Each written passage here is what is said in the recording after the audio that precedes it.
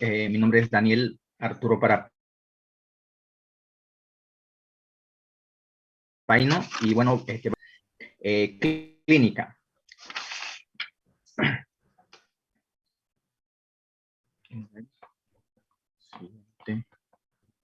Mendoza quería hablar rápido hasta que cambie su diapositiva.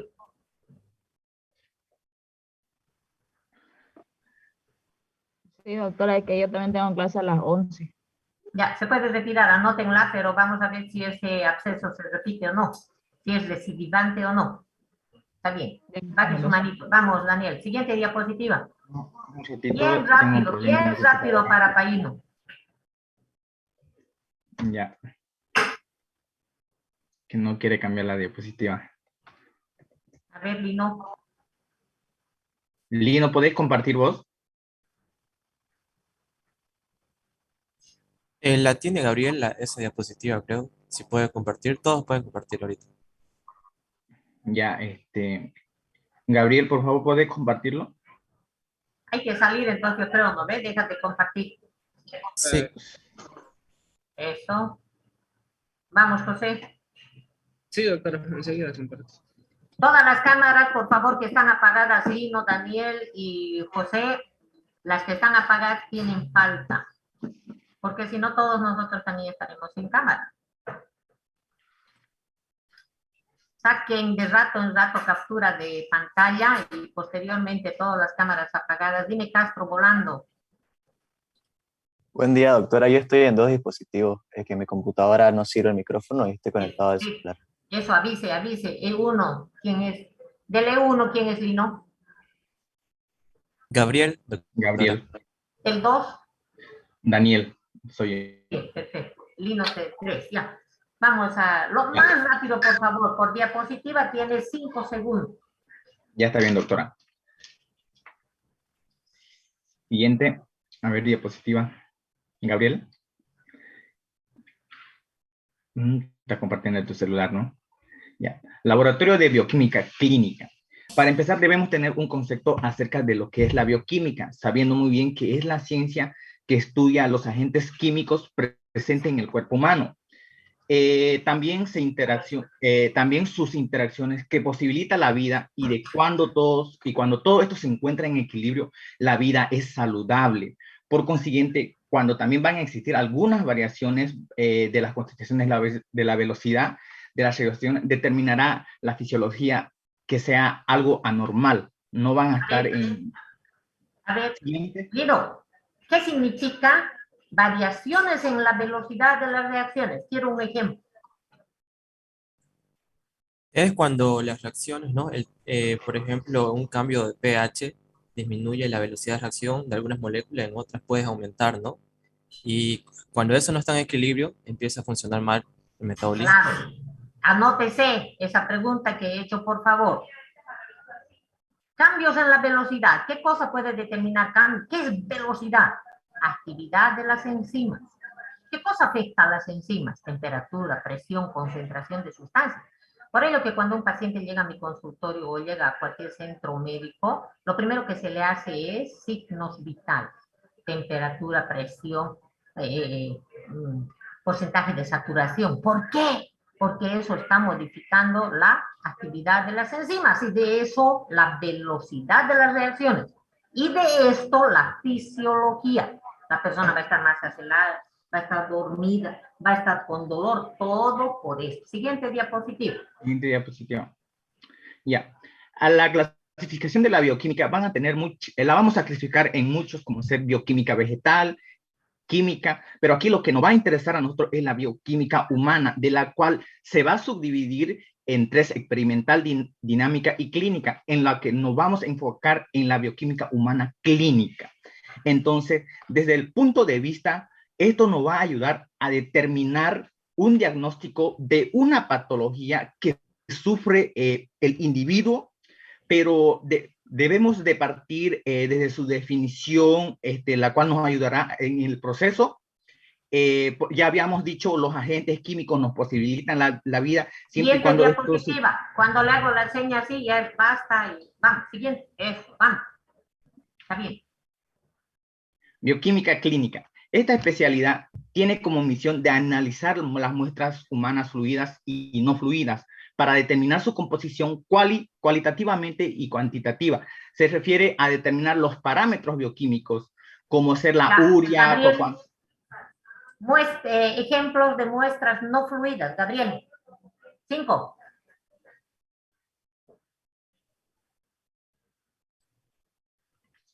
Sí, doctora. ¿Cómo Sí, es? muestras no fluidas, doctora. Si no saben, chiquillos, no hay problema. Para eso estamos entre tantos cabezones. ¿Ah? Lino, vamos. ¿Fluidos corporales, doctora? No fluido. No fluido. Podríamos estar hablando de una muestra de tejido en una biopsia, doctora. Claro. Todo lo que no tenga Excelente. líquido, ¿no? Excelente. Eso anótese todo el mundo que está aquí. Entonces, cabello, se trabaja mucho con el cabello, recuerden ustedes, para medicina legal. ¿Cuánto está contaminado ese paciente en su ambiente laboral? Evidentemente, otra cosa es que en Bolivia no tengamos el EAA, espectrofotómetro de absorción atómica. Pero cuando usted salga a Mendoza y Biobío, Karen, con seguridad ya vamos a tener EAA.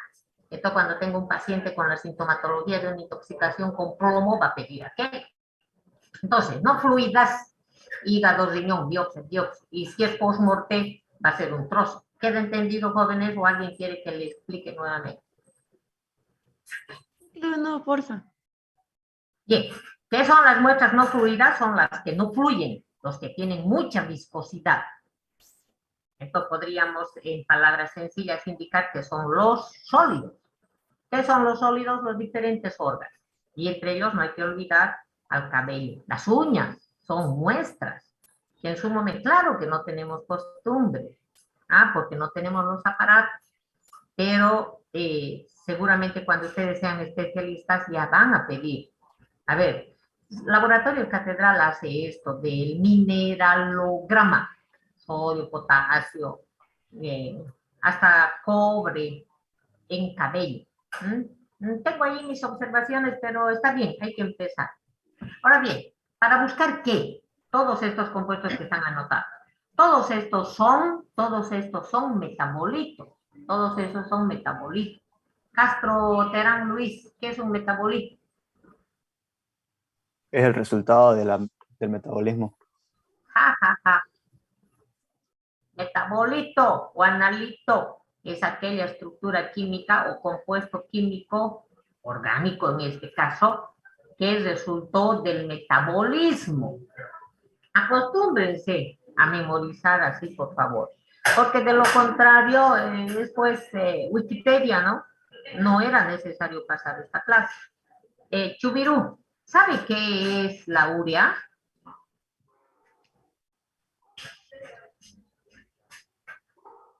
Los auxiliares están tomando apunte quién responde, quién no responde.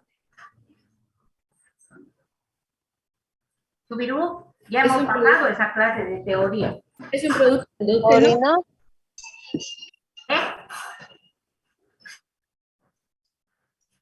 Levanta la manito la persona que quiere hablar. Rápido, amores, rápido, rápido.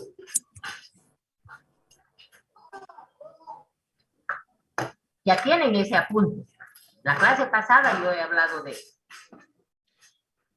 Yo, doctora. Ya. Es un compuesto químico orgánico endógeno. ¿Qué más? Saca la mitad.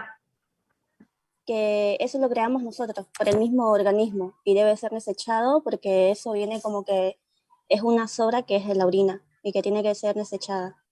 Compuesto químico orgánico endógeno, porque yo lo sintetizo y que resulta del metabolismo de las proteínas. Eso es de memoria. Eso yo ya lo he dicho en teoría. Fíjense que parece que estamos perdiendo tiempo en teoría.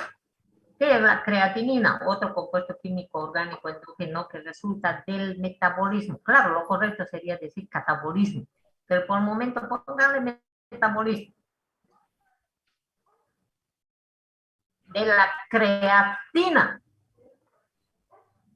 La pregunta es, ¿cuál es la composición de la creatina? Es un tripéptido, van a buscar, urgente. Y lo mismo con la glucosa. ¿Qué es la glucosa? Compuesto químico orgánico. No es endógeno porque yo no lo sintetizo. del grupo de los azúcares simples y que está compuesto por 6 carbonos. Tienen que revisar, es una dedicación. ¿Qué es el colesterol? Compuesto químico orgánico endógeno. Estoy con cámara. Que pertenece al grupo o se lo estudia con el grupo de los lípidos y que está o que deriva de qué compuesto químico quispe, José, qué estructura química fundamental. Lípidos, doctora. Está bien, ¿cuál es la estructura química? Está compuesto por carbono, hidrógeno y oxígeno. Está bien, muy bien. ¿De qué estructura química fundamental, Daniel? Para Paino. ¿Cómo dice, doctora? Lino, ¿de qué estructura? Ácido graso. Muy bien, ¿qué otra estructura? Rápido. Ciclopentano, perhidrofenantreno. Apúntense. Cuando yo hablo de colesterol, de ácidos biliares, de hormonas sexuales, de medicamentos, ahí es antiinflamatorios, esteroideos, no puedo olvidarme la estructura química fundamental y maravillosa del ciclopentano, perhidrofenantreno. ¿Sí o no? Ahora bien, a ver, déjenme compartir. ¿Puedo compartir? No puedo, dice. Ahora sí, doctora, ya puedo. Ya. ¿Saben qué? Qué pena, he perdido mi lapicerito de mi pizarra. Tengo que encontrar en el viaje que hice a Cochabamba. El ciclopentano. Eso. Mire qué maravilla. De memoria. De memoria. Toda la vida. Doctora, se está mostrando una pantalla en blanco. Oh, ya, gracias. Voy a ver qué me ha pasado. Otra vez. Ah, avanzado tengo que ir. Perfecto. ¿Ahora se ve? Sí, doctora. Ya Ya, sé. gracias. Entonces, fíjense que aquí tenemos 3 hexágonos. 3 hexágonos.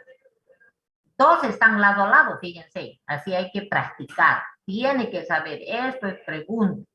Los 2 ahí. Ahora, este hexágono está arriba, fíjense. Porque cuando está aquí abajo, los 3 estuvieran al ladito, eso ya es el antraceno. Es otra cosa. ¿Ah? Pero cuando este está ahí arriba, es fenantreno. Y aquí está el ciclo. Miren, ciclopentano. 5, ya no tiene 6.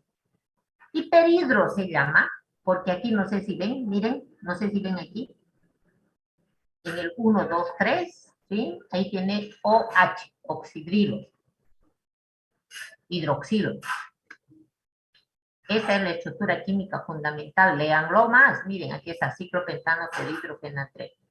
Fundamental para cortisol. ¿Usted tiene cortisol, José? Sí, doctora. ¿Dónde? ¿Para qué? ¿Por qué? Anote, Mariela. El cortisol es la hormona del estrés, doctora. El estrés, doctora. Muy bien. Y entonces, ¿qué me puede hablar de cortisol desde el punto de vista bioquímico? Vamos. Que es un derivado del ciclopentano perhidrofenantreno.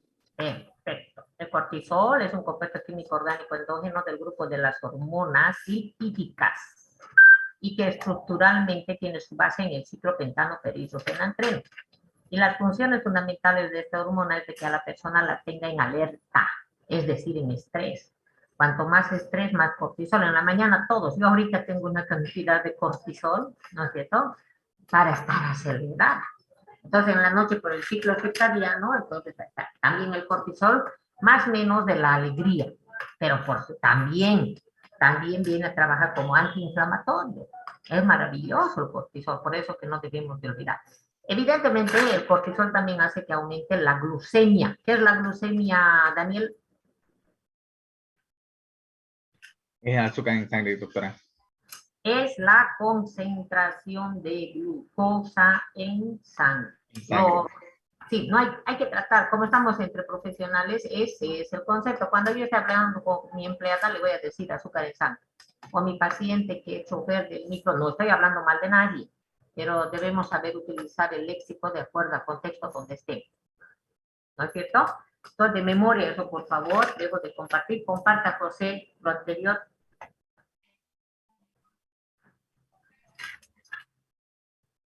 Bien, entonces en la diapositiva anterior tiene las palabras que usted tiene que buscar, por favor, tal como lo hemos dicho, para que... ¿Qué es la albúmina? ¿Cuál es su vida media? ¿Cuál es su concentración? ¿Cuáles son sus funciones? No escriba 2 líneas. Usted tiene que saber todo, ¿ah? Y memorizarlo. Y si tiene algún problema, pregunte a su auxiliar. ¿Ah? Vámonos al siguiente. Espera. Fíjense estos tubos de ensayo. ¿Qué notan de diferente, Aguilar María? Rápido.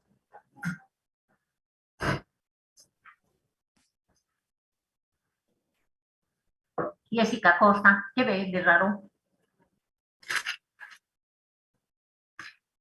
Doctora, yo lo que veo son, no sé, el color diferente de las tapitas. Y uno que Excelente, tiene... excelente.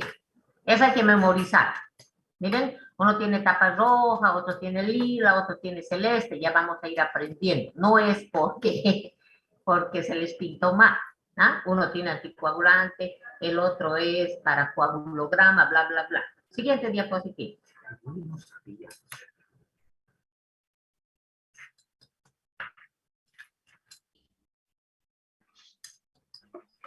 Bueno, el laboratorio de bioquímica médica va a estar conformada de las siguientes maneras. El presidente, director general, el directorio donde vamos a tener un sistemas, la calidad, y vamos a tener los centros de detección externo, área preanalítica, área analítica, área de administración de atención al paciente.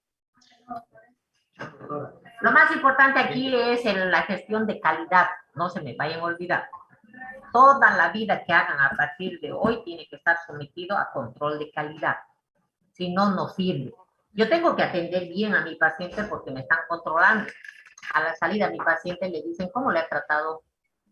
Además, ¿le curó o no le curó? Vino a tal hora, no a tal hora. El control de calidad es fundamental. Siguiente diapositiva. ¿Qué es lo más importante de esta diapositiva, Daniel?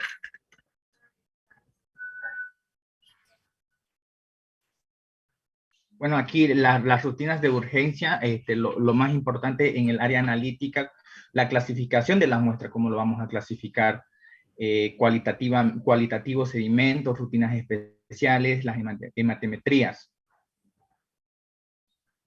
Entonces vean, ahí están las áreas, ¿no? Preanalítica, antes del análisis. ¿Qué se hace? Se toma la muestra de sangre y se coloca en el tubito de color amarillo, de color lila, ¿ah? Dependiendo de lo que usted quiere solicitar. Usted manda y dice quiero hormona o quiero hemograma. Entonces vamos a ir aprendiendo para cada cosa que tiene su tubito. Bien. Luego viene la área analítica, ya en el laboratorio. ¿Qué se hace ahí? Fíjense, centrifugación. Tiene que saber usted qué es centrifugación. Lino, ¿qué es centrifugación? Centrifugación es el proceso en el cual se utiliza una máquina, aparato para separar la mezcla de dos líquidos, ¿no? Dos compuestos. La parte sólida y la parte líquida. La parte líquida debido a su densidad. Muy bien, excelente. ¿Qué es centrifugación? Proceso. Cada cuestión es proceso, por favor, memorícenlo. ¿Qué es enamoración, Lino? Vamos. Proceso mediante el cual Lino se conoce con X y se conocen sus características y al final se casan, ¿no es cierto? Entonces, todo lo que es ion, ¿no? Emulsificación, absorción, distribución, biotransformación, siempre va a ser proceso, no se vayan a olvidar, son claves. Lino, hazme caso, y también Daniel y Gabriel, van a brillar ustedes en su internado, en su residencia, con solo estas claves.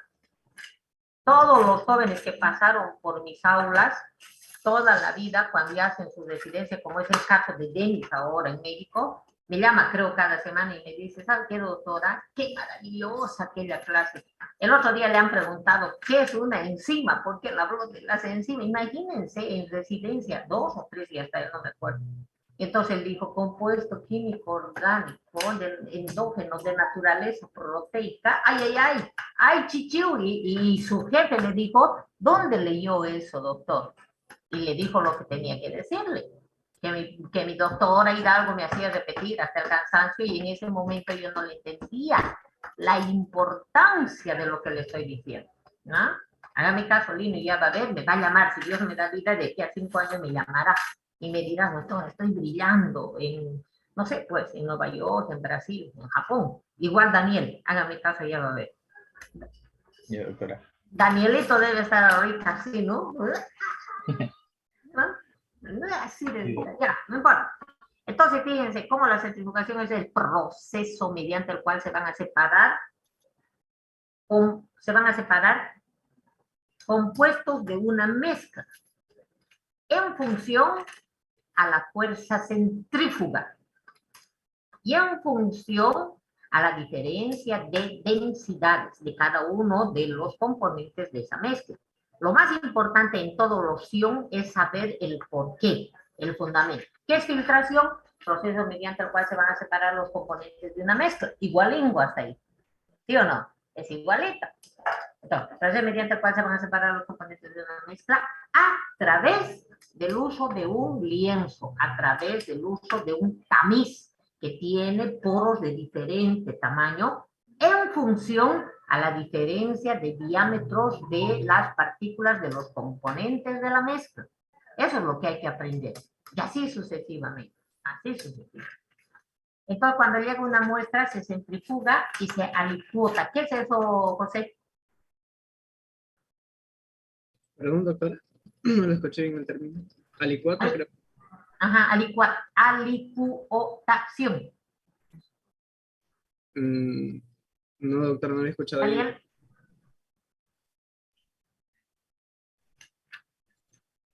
Lino. Que se separa en proporciones. Es un proceso mediante el cual un sistema o un conjunto se va a fraccionar, se va a separar en pequeñas porciones. Esto es importante recordarlo, que cada que yo tengo 10 ml de sangre o tengo 5 gramos de cualquier tejido, lo que yo tengo que hacer es siempre separar. ¿Para qué? Control de calidad, porque yo puedo encontrar cualquier analito. O en laboratorio se puede encontrar cualquier analito. 5 miligramos por ciento. Entonces, por ley, tiene obligación para guardarse la otra porción, cosa que si duda otra persona, se le tiene que devolver esa partecita para que en otro laboratorio se determine si hay lo que yo he dicho o lo que el laboratorio ha dicho. No sé si me dejo entender. Bien.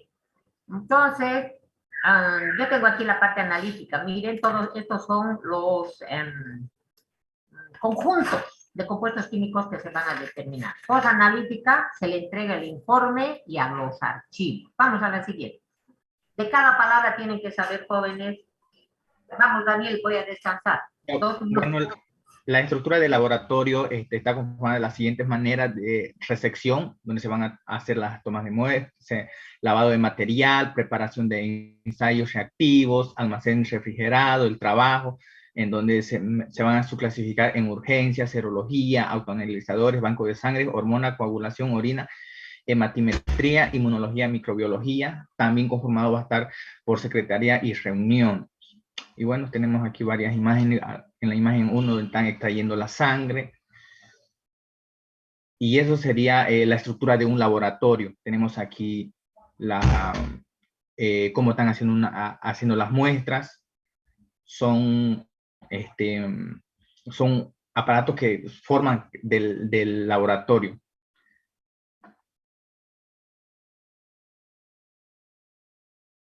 Tenemos eso en laboratorio, está bien. No vamos a ver todo eso en la próxima clase. Ya.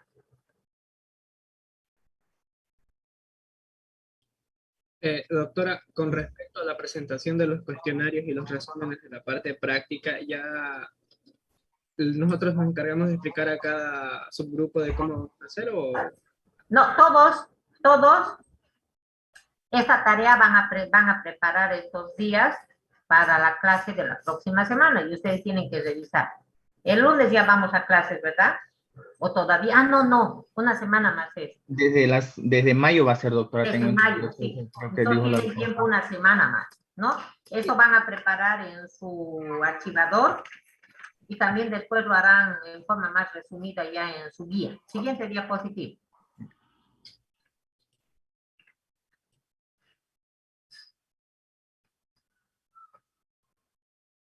Compartir la segunda diapo, Gabriel. Sí, sí, enseguida la comparto. Ya. Si alguien quiere intervenir, tiene todo el derecho, no se olviden. Ya no tiene puntos.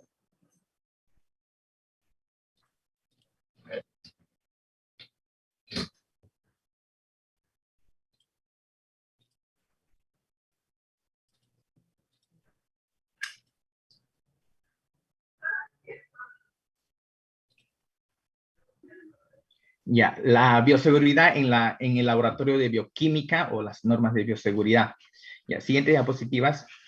Este tema es bonito cuando estamos en la práctica de laboratorio porque estamos ahí, vemos todo en físico, estamos con nuestra bata, pero vamos a tratar de explicar este tema para que se quede bien claro, bien entendido.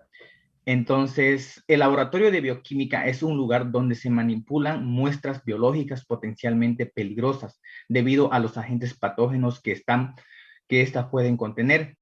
Así también los materiales reactivos y algunos instrumentos de laboratorio que pueden lastimar al estudiante. Camila, Pérez, ¿qué es patógeno? Son enfermedades. Patología es enfermedad. ¿Qué es patógeno? mm, Son compuestos que provocan las enfermedades. Claro, son agentes que originan. Génesis, que origina patología. Siguiente diapositiva. ¿Qué es bioseguridad? Es la aplicación de conocimientos, técnicas y equipamientos para prevenir que las personas se expongan a agentes potencialmente infecciosos o considerados en el riesgo de riesgo biológico. Vamos a definir esto como un conjunto de reglas que debemos seguir cuando nosotros nos encontramos en lo que es en el área de laboratorio. Entonces, siguiente diapositiva. No solo en laboratorio, ¿no? Sí, tanto como en otras áreas también donde exige unas reglas que debemos aplicarlo en esa área que nos están exigiendo.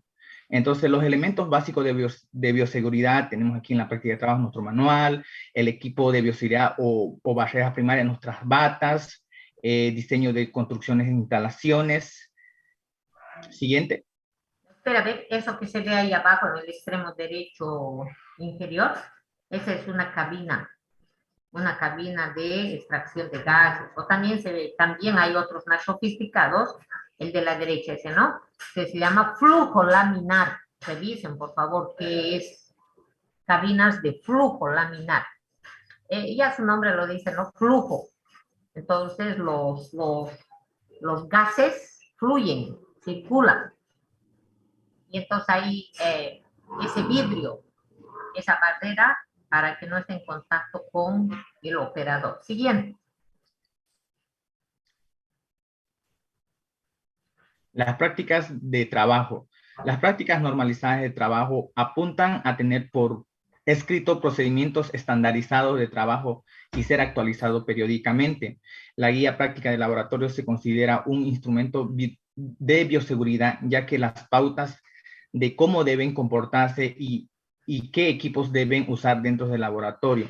Entonces, aquí nos están enseñando cómo debemos portarnos en el laboratorio, decir qué los equipos, cómo debemos utilizarlo, cómo ser en los laboratorios que tenemos, cómo manipular el microscopio. Miren, practicas. ¿Qué es eso? Por favor, no quiero ver nunca más que le falte un acento.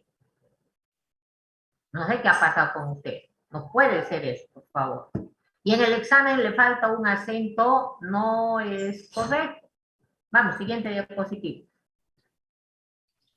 Ya, equipo de bioseguridad o barreras primarias. Como ya todos conocemos aquí, tenemos los dispositivos, aparatos o tipos determinados de prendas de vestir que garantizan la seguridad de un proceso. Debemos tener el uso obligatorio de pantalón largo, zapatos cerrados, cabello recogido a quien corresponda. Aquí vemos el barbijo, todavía conocemos que en nuestro día a día hemos estado utilizando el mandil clínico, que es uso obligatorio en la parte práctica de laboratorio, los guantes, las mascarillas. Siguiente. Y bueno, aquí tenemos las normas o los niveles de bioseguridad que debemos aplicar. Conforme van subiendo de nivel, va siendo más estrictos las normas o las reglas. En el nivel 1 básico tenemos en tipos de laboratorio la enseñanza básica de investigación. Tenemos también en la práctica de laboratorio tenemos las técnicas microbiológicas apropiadas. Aquí en el equipo de seguridad quiere decir que no es muy de alto riesgo porque se va a trabajar en mesa de laboratorio al descubierto. Siguiente diapositiva, eso hay que memorizarlo nada más, pero lo que usted ha dicho, el 1 va a ser básico y el 4 ya eso. En el examen se le va a preguntar eso. ¿Qué diferencia es no de memoria todo esto? ¿No? ¿Qué diferencia hay entre el básico 1 y el 4? Está bien, este está bien. Medidas prácticas a tener en cuenta. ¿Cuáles son las medidas que debemos tomar en cuenta aquí en el laboratorio? No comer ni beber en el laboratorio porque sabemos que es un ambiente muy contaminado.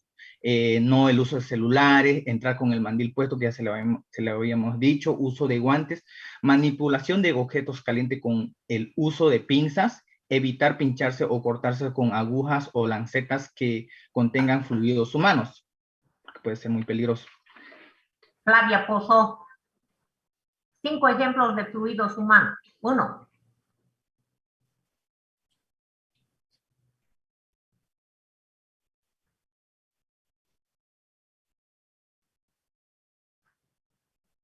Flavia.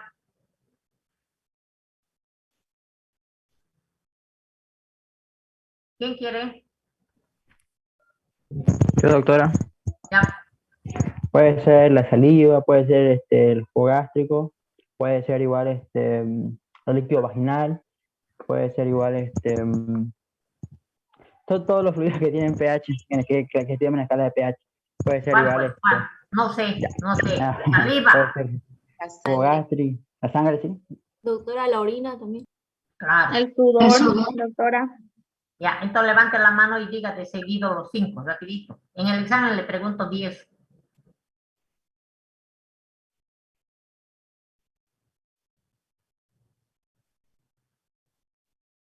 José, 5, 1. Lágrimas, sudor, orina. No hay saliva.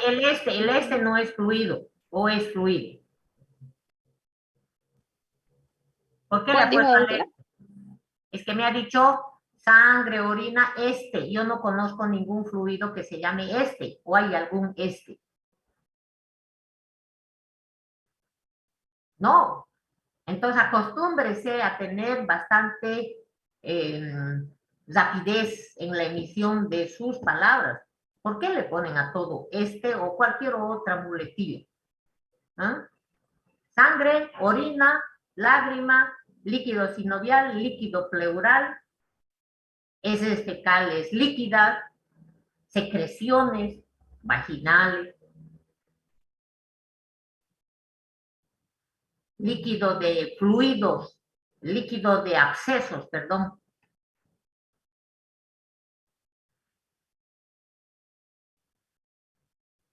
Bien. Otra recomendación, Daniel. Sigue. No calentar.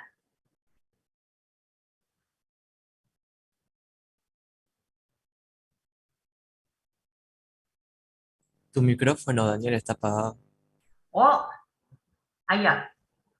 Daniel, tu micrófono. Ya. Calentar los tubos de ensayos matraces de la siguiente forma, se debería hacer así, que sería lo correcto. Al momento de diluir un ácido, se vierte el ácido en el agua y no al revés, porque va a ocurrir un proceso que nos podría dañar a nosotros mismos. Los frascos que a eso se llama líquidos de proyección. Entonces, ácido en el agua. Agua tiene que estar en el recipiente y el ácido se vierte por las paredes, despacito. Porque si tú haces al revés, empieza a proyectarse, sale el líquido y puede ir a tu cara. Y no se olviden, desde el punto de vista de la medicina legal, lo que más valor tiene del cuerpo humano es el rostro. ¿Ah? Uno de ustedes va a ser médico forense. Entonces le pueden hacer una herida en su brazo, en su pie. Claro, para un futbolista su pie va a ser más valioso que su cara. Pero en términos generales, para las personas, lo que más valor tiene es su rostro. ¿Ah? Y como médico forense eso no se va a olvidar. Ahora, cuando se tiene, caliente los tubos así, está muy bien, pero falta algo un poco más ahí, ¿no? Dirigiendo, orientando a un lado donde está su enemigo. Como no tiene enemigos, tiene que estar proyectado a la pared, porque eso en cualquier momento puede proyectarse y salir ese líquido disparado a la cara de tu enemigo. Como no tienes enemigo, tienes que hacerlo hacia la pared. ¿Qué más? Tercero. Los frascos que contienen ácidos o álcalis deben ser cerrados con tapas o roscas y deben ser almacenados en lugares bajos. Oye, álcalis es con C, de casa. ¿Quién me ha puesto con K de kiosco? Bueno, ahora, fíjense, esto no se me vayan a olvidar. Se debe almacenar en lugares bajos, no allá arriba, porque por cualquier motivo se cae el frasco. Un ácido sulfúrico, un ácido nítrico. Ya tenemos una víctima. Y ahora usted dice, yo no voy a trabajar en laboratorio, ¿no ve? Pero va a ser director de hospital. Y tiene que interaccionar, Mire, esto es lo que me está pasando en la Univalle. Han organizado esos depósitos de sustancias químicas con todo lo contrario a lo que estoy hablando aquí. ¿Y quién estaba a cargo de eso? De coordinador, de jefe básico. Estaba un médico. Entonces, vamos, enseño. Y era mi alumno. ¿Qué tal? Por favor, entonces, lo que están aprendiendo no es en vano. En algún momento usted va a estar en algún lugar donde tiene que poner en práctica eso. Ahora, tampoco pueden ser estantes que estén ahí. En algún momento se van a caer esos estantes. Los líquidos deben de estar abajo, pero protegidos de tal manera que no vaya a ser que yo al caminar los patee también y va a reventar la botella. Bien, cuatro, no manipular. No manipular interruptores con las manos mojadas porque vamos a recibir una descarga eléctrica. No colocar frasco de éter. ¿Por qué, Daniel? ¿Por qué le pasa corriente? Eso es bioquímico. Porque el agua es un conductor de electricidad. ¿Qué más? ¿Por qué conduce corriente el agua?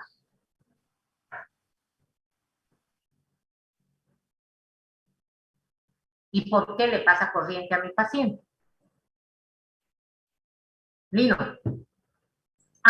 El agua es una molécula dipolo, tiene carga eléctrica positiva y negativa, y nosotros igual tenemos corriente y nos puede transmitir. Eso. El agua se comporta como electrolito. La clase pasada, Abigail, yo he avanzado que es un electrolito. ¿De acuerdo o no? ¿Qué es el electrolito, Abigail? Es que si no memoriza lo que avanzamos en la clase, estamos perdiendo el tiempo. Vamos.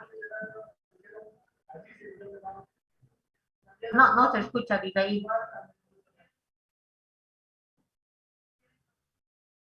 Tiene que arreglar eso, no se escucha nada. Nayeli, ¿qué es un electrolito?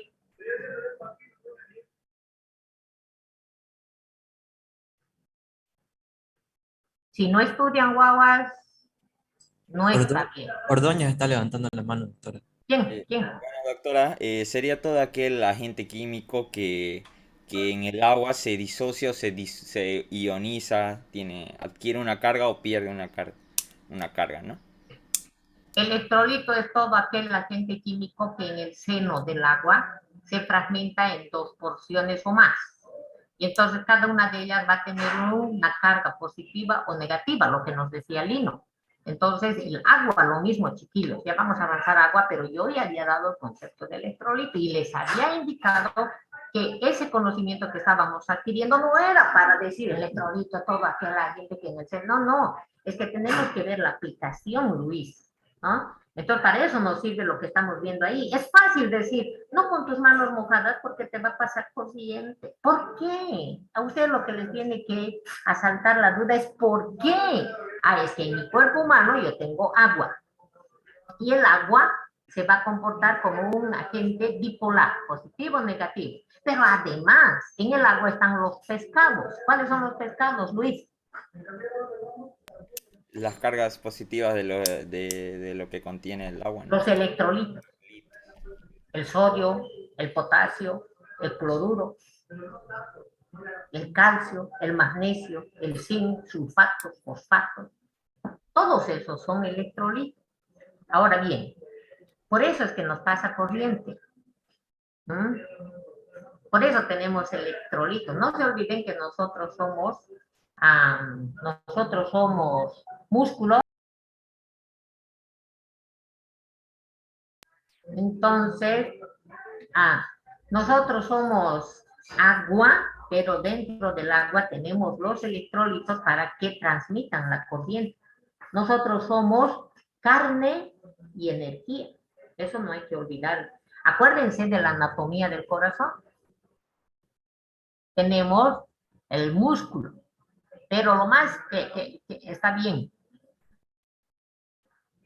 Aparte de músculo, nosotros tenemos la parte de las fibras nerviosas que vienen a ser nuestra parte eléctrica.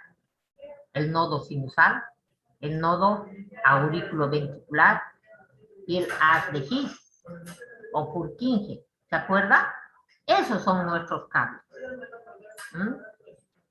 Por ello es que cuando uno tiene paro cardíaco o esta con fibrilación ventricular, ¿qué es lo que hacemos? Agarramos el resucitador o el desfibrilador, que es un aparato que va a descargar corriente.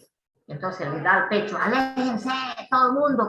¿Sí o no? ¿Han visto en las películas o no? ¿Han visto o no? ¿No es cierto? Entonces le da una descarga eléctrica para resetearlo, para formatearlo. Apagada todas las corrientes y a ver, que vuelva a funcionar como debe de ser, porque se colgó esa computadora cardíaca. Entonces, fíjense qué importante es cada palabra que avanzamos en bioquímica. ¿O qué dice Chubirú Reina? Hable. Cada que le digo hable, no sé qué, siempre le he dicho antes, por favor, mi amor, mi vida, ¿sí? Para que no se espante. Pero es que es mi forma de ser ejecutiva, Reina, dale. Sí, doctora. Hable, su oportunidad de hablar.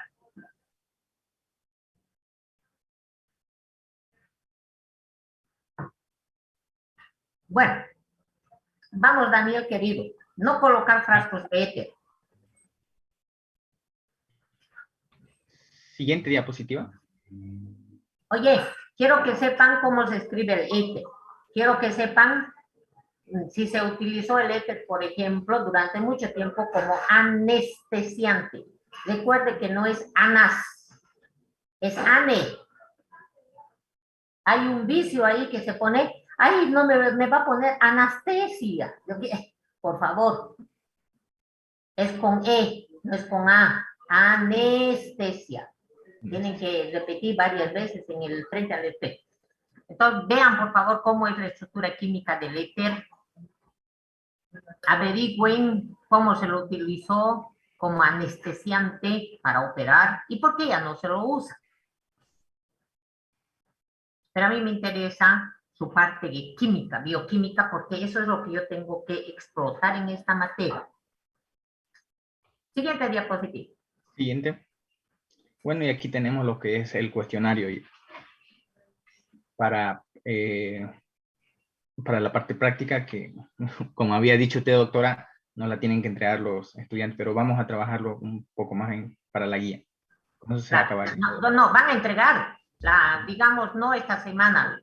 El primer día de clases en laboratorio tienen que traer esa su tarea, pero pues como tratado de Rivière, de Testi, ¿O cuál es el último libro de anatomía? ¿Qué se llama? Hay uno último actual, doctora, que es Pro, muy bueno. ¿Cuál? Anatomía de Pro, así se Ya, hay llama. otro más, hay otro. Van a ver, Moure. ¿Cuál más había? El ya otro? van a revisar. Yo no todos se los voy a decir, es uno con aplicación clínica. Bien. ¿Dónde estoy? Aplicación clínica, doctora. ¿Cuál? Anatomía clínica. Moure. Anatomía de Moure. No, Es eso español, creo. es el de Case, Murra. Vamos a ver ahorita, espérense ahorita. Me dejan picada. Preparen el próximo tema. Anatomía. Ay, sí, Kate More. Ahorita lo vamos a escribir.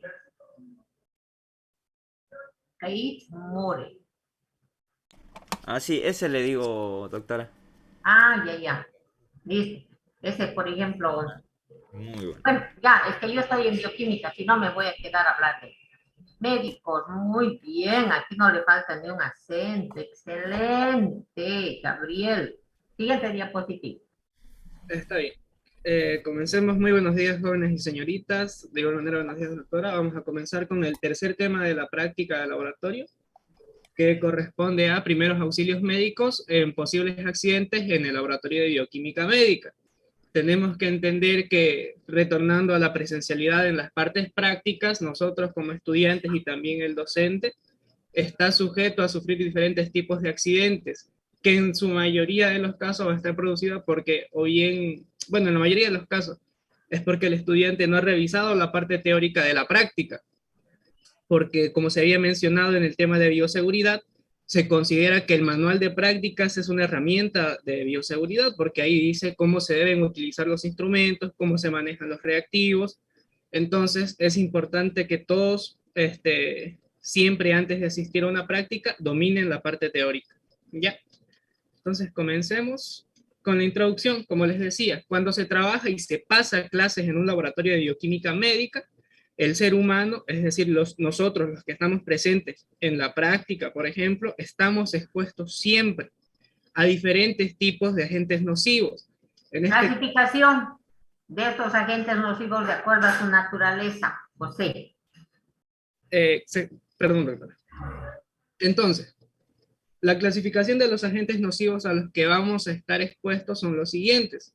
Tenemos a los agentes físicos, que se van a presentar en forma de radiación en diferentes tipos. Tenemos como por ejemplo el calor y el frío, que ambos pueden, por ejemplo, causar quemaduras. En el caso del calor por temperaturas elevadas, en el caso del frío por temperaturas muy bajas. También existe la quemadura por congelación. Tenemos a la luz, dentro de la cual vamos a encontrar a la luz visible, a la luz ultravioleta, a la luz al infrarrojo, y a los rayos X. Ahora, bien, déjalo ahí un rato. Los agentes físicos son radiaciones. El sonido, el magnetismo y la luz. Ya está. ¿No? Fíjense, el calor, está bien. Ahora bien, tanto el sonido como la luz podemos escuchar y ver en cierta franja. Por ello ahí tiene visible. En el sonido tenemos el ultrasonido, que los humanos no escuchamos. ¿No es cierto? Hay alguna luz, como la ultravioleta, la infrarroja, que yo no puedo ver. ¿Por qué no puedo ver ni escuchar? Química, bioquímica. Porque el ser humano, doctora, está, vamos a decir, programado para poder recibir este tipo de ondas en un tipo de, ¿cómo se dice? Está bien, porque no tiene estructuras químicas que puedan servir de receptor a estos agentes, chiquillo. Anótate. Esa es la clave. Entonces, yo no tengo ni en los ojos ni en los oídos esas estructuras químicas que pueden servir como antenitas de televisión en la periferia de mis células. Cuando estamos hablando, ¿no es cierto?, de lo que es el oído interno, cuando estamos hablando de la linfa, es anatomía, y si se han olvidado hay que repasar. Para eso hemos aprendido. Hemos visto que en esa linfa hay los famosos otolitos, que son estructuras químicas que al ser sopapeados, movilizados por las ondas del sonido y al aumentar su cinética en esa linfa, entonces el nervio del oído va a poder recibir eso y lo va a traducir y lo va a llevar al cerebro para descodificar y va a saber que eso es un ruido de radio, de canción, bla, bla, bla. Entonces, ¿por qué no podemos escuchar el ultrasonido? Porque no tenemos esas estructuras químicas que vayan a recibir este tipo de agente. Lo mismo con la luz. Ahora bien, Gabriel, hay que repasar eso, jóvenes. Oído medio, oído externo, medio, interno. ¿Cómo es que se escucha? ¿Ah? Ya han aprendido de memoria, pero ahora hay que ligarlo con bioquímica y fisiología, porque si no, ¿por qué escucha el hombre? Porque escucha, porque tiene oreja, vaya. Eso es muy elemental. Bien, entonces aquí Gabriel nos hablaba del calor y el frío. Nos puede provocar quemaduras. El frío, sí. Ahora bien, ¿por qué, Gabriel? ¿Por qué yo debo evitar que mi paciente se caliente o se enfríe? Porque le va a producir daño. ¿Pero por qué? Quiero eso que me explique. ¿Por qué? Perfecto. A nivel de la estructura o de la conformación de los tejidos, tenemos que recordar que estamos formados por proteínas, que son las estructuras por defecto que van a formar nuestros tejidos. Ahí. Y agentes como el calor y el frío, que son agentes que van a dañar bastante este tipo de estructuras, van a producir lo que conocemos o lo que ustedes van a ver más adelante en teoría como desnaturalización de proteínas. Y este proceso va a ser un proceso dañino en el cual nuestras proteínas van a perder su estructura cuaternaria y terciaria, que es la estructura en la que estas pueden funcionar de una manera adecuada. Excelente. ¿Quién ha sido profesora? Gracias, doctora. Sí, quedó muy claro eso. Sí, ahora hay que añadirle a eso, José, está bien lo de las proteínas. ¿Qué cosas son proteínas? ¿Cuáles son las proteínas más importantes del cuerpo humano, José? Las proteínas más importantes del cuerpo humano. Las proteínas estructurales y las funcionales. Las enzimas en todo caso, doctora. Claro, las funcionales, chiquillo. Porque, por ejemplo, las estructurales, tú te sacas un pedazo de dedo, te quedas sin un dedo, pero no importa. A ver, pero que se te suba la temperatura a 42, convulsionas, tus enzimas se desnaturalizan, ya no tienen la misma estructura, ya no son rectangulares, ahora serán redondas. Y esa llave ya no va a poder entrar a una cerradura y se acabó, y se muere el individuo. Está muy bien. Entonces, todos estos agentes van a provocar cambios en las estructuras químicas. Está muy bien. Segundo, estos agentes provocan alteraciones en la velocidad de disociación o ionización de todas las moléculas. Eso hay que grabarlo, José. Entonces, con más velocidad o con menos velocidad, las estructuras químicas van a perder un hidrógeno. Y eso va a provocar cambios. Eso, por favor. ¿Por qué yo tengo que tomarle temperatura a mi paciente? Es que la temperatura va a aumentar, va a alterar, va a afectar la disociación o ionización de las diferentes estructuras químicas del cuerpo humano. Eso hay que memorizarlo, hay que anotarlo y vamos a descifrar, vamos a ir entendiendo esto conforme pasan las clases. ¿O qué opina José? Sí, doctora, es muy importante comprender los procesos por los cuales los agentes físicos causan daño en el organismo. Claro. Por ello que cuando hace calor, ¿qué es lo que pasa? Primero que va a haber vasodilatación, pero también está habiendo alteración en la velocidad de disociación o ionización de las diferentes estructuras químicas del cuerpo humano. Y por eso la gente que va a decir, me siento cansada, no puedo levantar mi pie, no puedo caminar, no puedo trabajar. Y lo mismo pasa en el frío. Y lo mismo va a pasar cuando se tome mayor cantidad de una estructura química llamada medicamento. ¿A dónde se está atacando? A la velocidad. Pase el siguiente diapositivo. Estoy. Pasando a los agentes nocivos físicos, también vamos a tener la presencia de agentes biológicos. Estos agentes nocivos van a ser sustancias que van a ser sintetizadas o producidas por seres con vida. Ejemplos de esto son las toxinas, las esporas en el caso de los hongos. Aquí les puse una imagen de un Staphylococcus aureus, que podemos poner como ejemplo la toxina 1 de este microorganismo que produce el síndrome de shock tóxico, por ejemplo.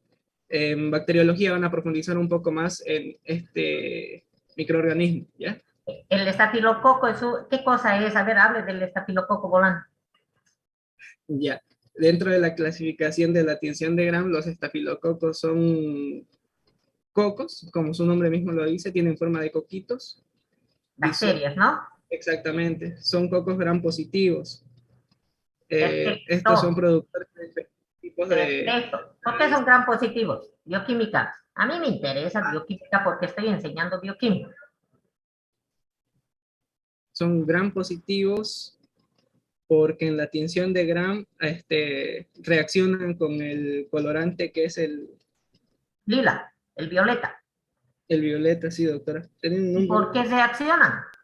Porque su pared celular tiene mayor cantidad de peptidoglicano. Excelente. ¿Quién ha sido esa persona? Vamos. Torres Carmen. Póngale punto. Ya está, Torres Carmen. Entonces, en guaguas, en cualquier materia tiene que estar la bioquímica. En cualquier materia. Y por eso se clasifican en Gram positivos y Gram negativos. Los Gram positivos porque tienen un exceso de un glúcido complejo llamado peptidoglucano o mureína. Y los Gram negativos tienen, pero muy poquitito. Lo que más tienen son lípidos. ¿Ya? Entonces, ahora, ¿qué es una toxina? Es un tóxico de origen biológico. Y se puede generar en bacterias y en hongos. Los hongos que contaminan nuestros alimentos pueden entrar en una etapa de vida latente de bioquímica basal, que se llaman esporas. Las esporas son formas de vida latente con una bioquímica basal, con B grande y con S. Hay que averiguar qué es eso, ¿no? Y entonces estas esporas que están contaminando el arroz, en algún momento dentro del cuerpo humano, germinan y originan la forma vegetativa del hongo dentro del cuerpo humano.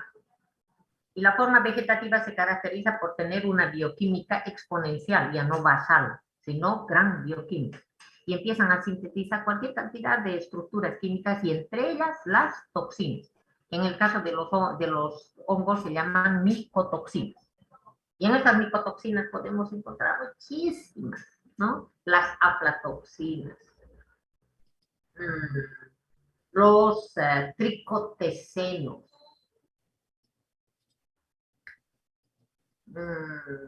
toxinas que producen vomitoxina, toxina amnesiante que produce amnesia, toxinas paralizantes.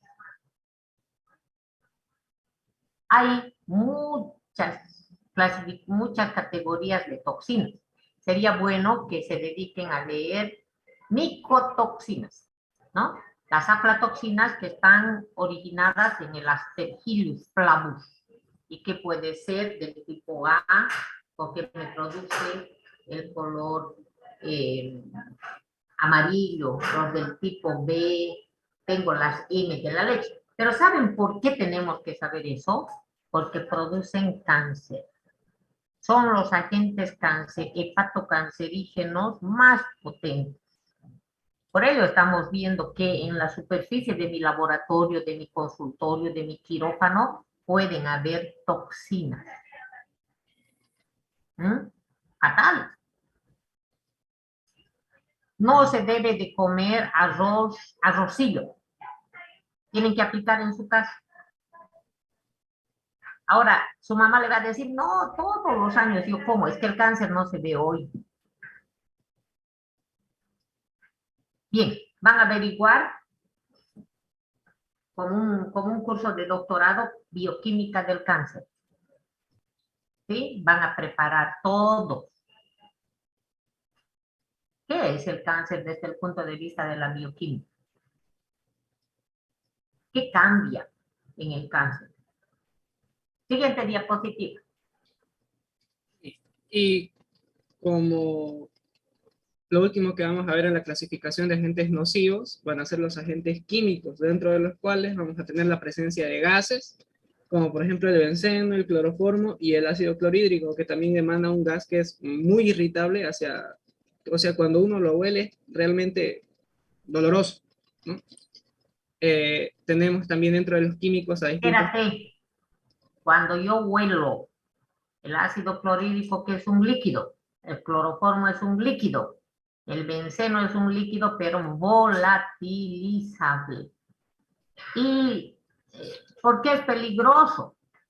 Porque al ingresar por el árbol respiratorio, es detectado por las estructuras químicas del epitelio respiratorio, que lleva el mensaje al sistema nervioso para que tú empieces a estornudar. Por ello, ¿qué tenemos que aprender de todo esto? Que cuando llego a algún lugar y yo empiezo a estornudar, a toser, hay algún agente que está atacando mi aparato respiratorio y no puedo quedar, no debo quedarme, debo salir. No tengo que pedir permiso. Pero más adelante, después del estornudo, que es el primer mecanismo de defensa, estos agentes químicos van a provocar una agresión a la célula, provocando la liberación de los mediadores químicos de la inflamación. Anótenlo. Todo eso, todas esas tareas bien